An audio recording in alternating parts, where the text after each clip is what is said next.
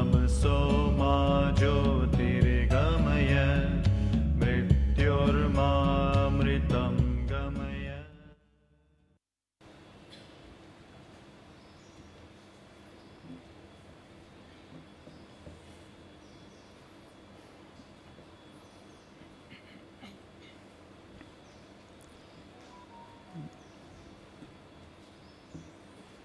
From today onwards, we shall chant the prayer together. Please join me.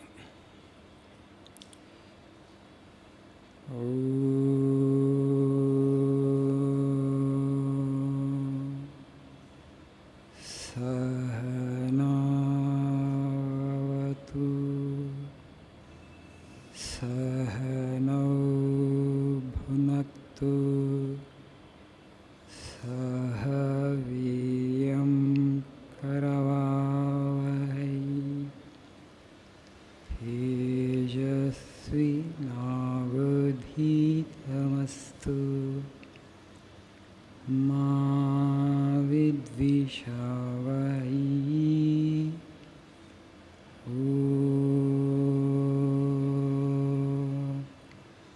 Shanti Shanti Shanti.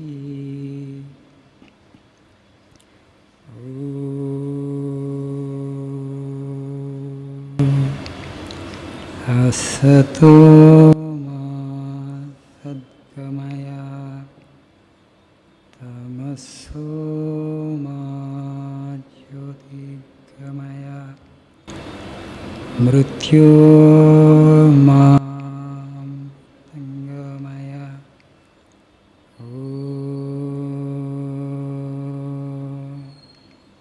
Shanti Shanti Shanti.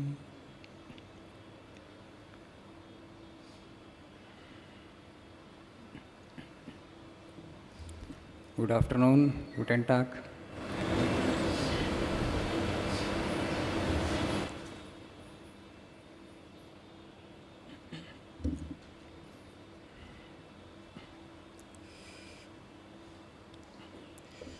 అందరూ భోజనం చేశారా? You had your lunch? Afternoon session.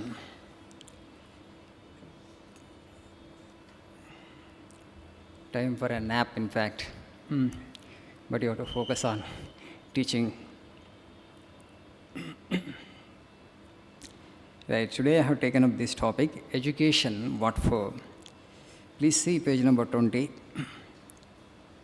These pages contain some of the ideas of Swami Vivekananda on education, what education should give us, why should we take education at all. So I won't be able to cover all the quotes. You please read other quotes on your own. Today we shall take up the first quotation that is there on page number 20. The education which doesn't help the common mass of people to equip themselves for the struggle for life, which doesn't bring out strength of character, a spirit of philanthropy, and the courage of a lion, is it worth the name?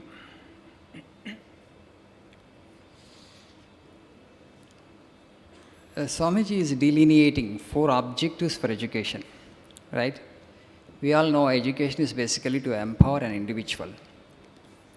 What is the difference between an uneducated person and educated person? Education person has the greater capacity to handle the problems of life, to handle the challenges of life. That is the idea. You are more empowered because you are an educated individual.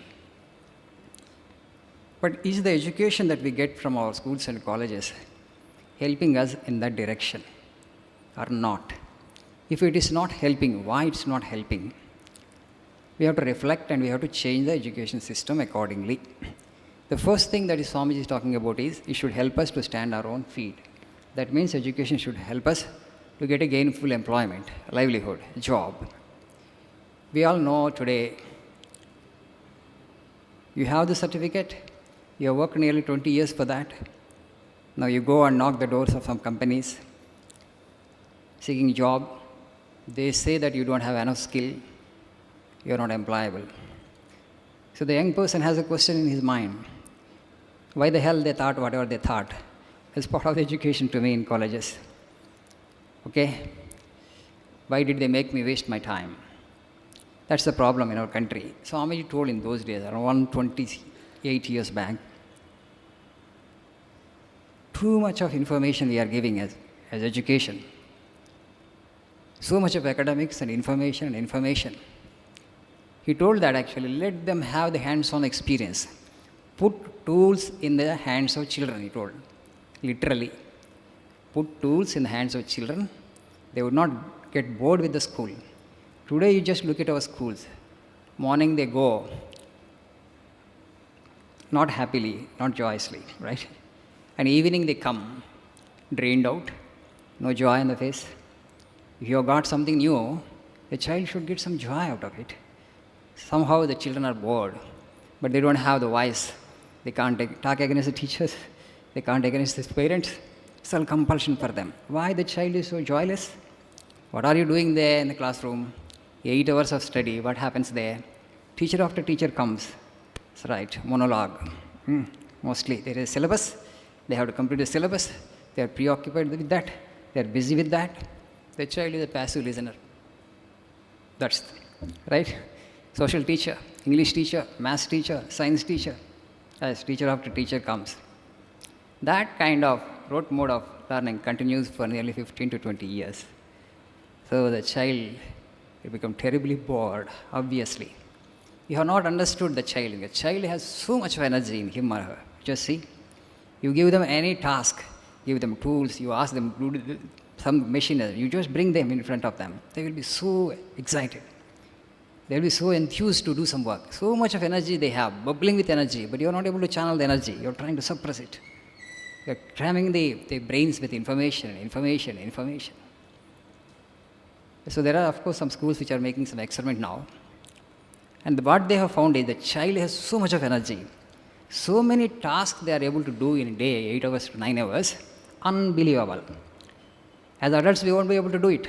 You won't be able to do it. Of course, an old man like me cannot, definitely. Right? So much they are able to do. I mean, that much of energy is there. So many skills you can give them. Carpentry to electrical work to actually gardening to agriculture to learning, yoga to so many things they are able to learn. Academics only 2 hours. But in those 2 hours, they grasp so much, unbelievable. 8 hours you make them sit, they will not grasp that much because no other activity. Activity in between there is academics. So much they are able to grasp. Full focus attention because only this much of time I can study academics, 1 hour, 2 hours. Rest of the time I have to engage in some action and work. So, but what happened? Most of the schools, unfortunately, they don't have the ecosystem to train the child. It's easy to keep 50 children in a classroom in the midst of 4 walls. It's kind of incarcerated. They're like jail, prison house. And then actually there is syllabus, set syllabus. Let me cram the information into their brain. The same thing they have to vomit out in unit test, half-yearly, quarterly, final exam. And then I gave a certificate, yes, you are passed. Very unfortunate way of doing things. Things are changing now, but at a very slow pace. Swami is saying the first thing is education should help you to stand on your own feet. It should help you to get a job. Not that after my graduation or post-graduation, after I come out of the university, again I acquire this skill and that skill and okay, I have to equip myself, empower myself. Unnecessary. Whatever that is required for the job, you teach as part of the curriculum when they are in colleges. That should be good enough. You just look at Korea, Japan, Germany.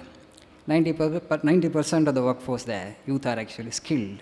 Whereas in India, the problem is not with the youth as such, the problem is with the education system itself, the syllabus, academics. Right. The second thing Swami is saying, which doesn't bring out the strength of character. Education should help us to build our character. Is it helping us in this direction? No. India is one of the most corrupt countries in the world. Why such a thing has happened? Education has failed the nation. Education has failed the nation. You are not actually imparting values. You are not helping the child or the youth, young man actually to build his character. Yeah, that much of content is not there. Content which helps the individual to build his character. Third, a spirit of philanthropy. Okay? Altruism. That I should help my fellow human beings. I have a responsibility towards my country. What can I do for my country? What can I do for my fellow human beings, fellow citizens? That kind of attitude, sense, education should give you. And finally, the courage of a lion Swamiji is talking about. Who is more fearless today, uneducated or educated? And I look at the society, uneducated people, and they don't have much fear. Educated man or woman are living in so much of insecurity. Daily wage laborer, he doesn't have fear. He doesn't even think tomorrow will I get a food or not. Tomorrow food will come on my plate or not. He doesn't have that worry. Nicely he sleeps, bodily labor, good digestion, good sleep.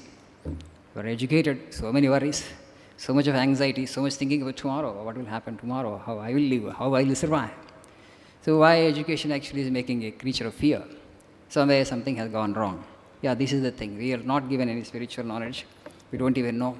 It's an affront to human dignity, in my opinion, this kind of education is. You're an animal, if you just look at animal world, you go. A lion is there in its den. Morning it comes out of its den. Do you see any tension on its face? Will I get my food or not today? Absolutely no tension. It goes around the forest and it finds its prey, comes back to its den and nicely sleeps. All these animals are living as if they make the Father, the Lord actually, he has that responsibility to provide for them. Absolutely. They are rested in God. They are anchored in God more than human being.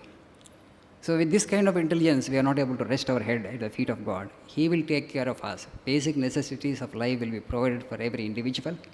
That is the responsibility of Father and Mother, the Lord. We don't have to worry so much about that. What we should be focusing on is building our character and to make ourselves a righteous individual. That actually is real struggle.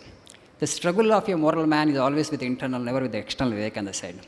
We have to struggle only to establish good conduct and good character. Rest will come to you. Name and fame will come. Wealth will come. Everything will come. Have patience. That's all. Focus on that, building your character. Everything else will come to you. Don't have to worry about the basic survival. You are too important for God. You are VIP of God. You are the best child of God because you are on the top of the pyramid. Okay? Thank you. And nice afternoon.